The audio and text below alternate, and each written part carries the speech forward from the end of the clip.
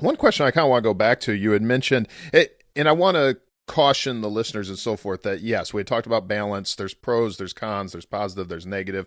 So I don't want to go too far down the negative road. But when you and I had first spoke, when it comes to cautionary tales for law enforcement officers, when they are sitting there thinking about what they're going to engage in.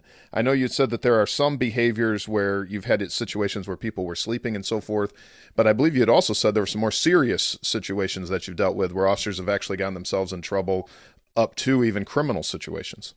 Yeah, we have one department that we administer the program for where we were actually called in by the county attorney. It was requested that we come in and administer the program because there was blatant unethical behavior going on.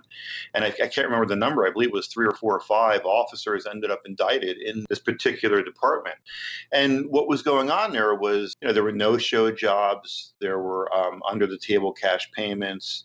There were dirty things, I would say. I'll give you one example that I know of. Another department that we're talking to, they had a situation where there was a large construction site. And so trucks going to that construction site would pull up, and an officer would approach the truck and say, where are you going?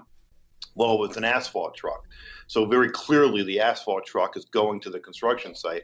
And an asphalt truck, you have a certain amount of time to get the asphalt in the ground, or your truck turns into concrete. And the driver would say, "Yeah, I'm going to the site. Here's my papers and so on." And the officer in this particular case would say, "Well, by local ordinance, you need to have a police escort. Now, I can either just hop in the cab and you could pay me $60 right here and now to drive with you the 2 blocks to the construction site, or I can call back to the department and maybe they'll send somebody. It could take a couple hours. So which would you rather do?" And, of course, he'd say, "Well, I didn't know this, but I have $60 on me and let's do that." And the officer would say, "Okay, you know what, just give me the $60 and go ahead." And this is a real story. And we're aware of a number of officers who got indicted over stuff like this. So it can be seductive, right? It can open the door. We're aware of a number of departments, and there's such a thing in the extra duty world as a coordinator. A coordinator is somebody within the department, a sworn officer, who manages a particular customer. So I may be the coordinator for the mall, right, the local mall. 99% of the time, it's effective. It works fine. I am managing the mall. When there's an issue, the mall comes to me. I am their account rep, if you will. I'm their point guard. They like it. I like it. I get paid for the time I'm putting the schedules together and so on. But 1% of the time, it's really bad. And you want to work at the mall? The mall's my client. $60 an hour is the pay. I'll take 10. You get 50. Or white envelopes at the end of the night, requests for tickets to the local professional basketball team, and it can be seductive. Right. So, and I'm not saying therefore there should be no coordinators. Like I said, 99%, it's a very effective way to kind of help the department manage the customer base. But there should be some guardrails around it. There should be some checks and balances, just like anything else in life, to ensure that somebody's not being led astray 1 inch at a time. That's so important, like in general, when it comes to life, because we're in a human business. Law enforcement officers are human and people make mistakes, they make poor decisions. And that's where you said the checks and balances, they're so very, very important.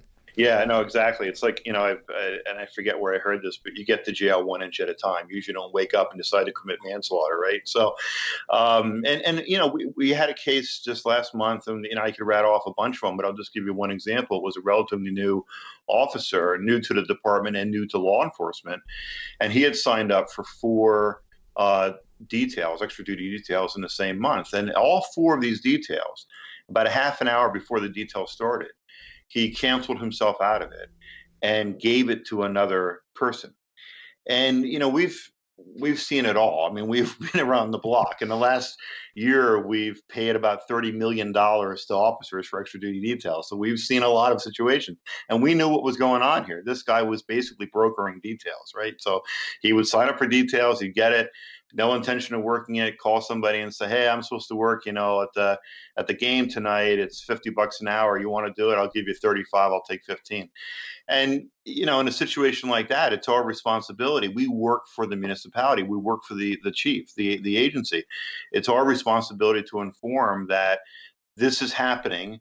here's what we think is happening, take it from here. You guys are the detectives, not us. But, 9 times out of 10, we're right as to what's going on. So if I summarize kind of the extra duty world, it's a great thing for all the parties involved, but it can be seductive.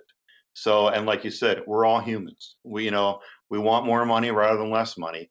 And it's a lot of times the extra duty program within a department is not, there's not checks and balances around it. There's not guardrails. In some cases, it's the absolute Wild West. I mean, there are some departments and some states where officers or working details are being hired directly by the customers or by security firms who are putting them into customer situations, and the department has no idea who's working where. Meanwhile, these officers are in full uniform, displaying their badge, carrying their firearm. The department has no idea that they're, working a detail at a Waffle House that night.